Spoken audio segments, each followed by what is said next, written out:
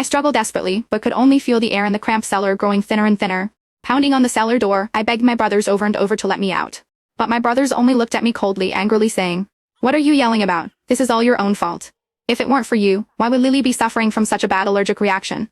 We've clearly been too nice to you, that's why you keep bullying and tormenting Lily. Just stay in there and think about what you've done." With that, William personally wrapped chains around the door while Henry piled heavy objects in front of it, eliminating any chance I had of saving myself. Now, watching Lily fake minus smile at my brothers, I let out another bitter, mocking laugh. "Brothers, the sister who loved you most in this world has been killed by your own hands." Lily tugged on James' sleeve and said in a pitiful voice, "Big brother, don't be angry anymore. It's my fault for being so weak and having food allergies. I'm sure big sister didn't mean it. Please don't blame her." James' expression instantly darkened. He said coldly, "That wretched girl, we've clearly spoiled her too much, letting her develop such an arrogant and domineering personality." William's eyes flashed with surging anger. The older she gets, the more narrow-minded she becomes.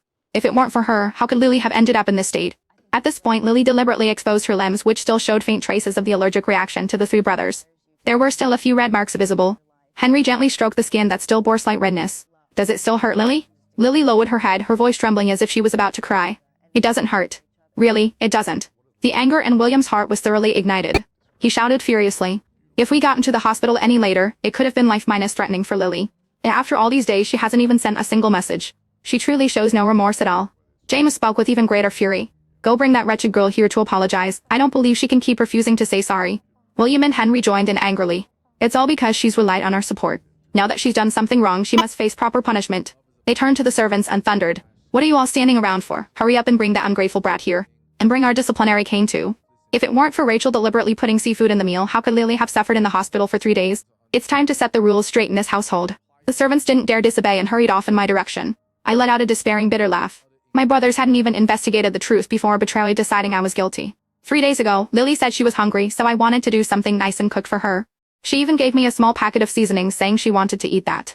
I tasted it and it seemed like normal seasoning. Who could have known it contained her allergen? James is supposed to be a business genius, yet he couldn't even see through such an obvious ploy for attention. If that's not favoritism, what is?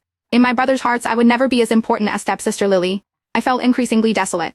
But it didn't matter anymore. I had already died in that cellar. Now my brothers could give all their love and favor to Lily. "Young master, we've been calling Miss Rachel for a long time, but there's been no response at all. We can't hear any breathing from inside." James frowned deeply, stood up abruptly, his face cold with anger. "What new game is that wretched girl playing now? Does she think it's beneath her dignity to apologize to Lily?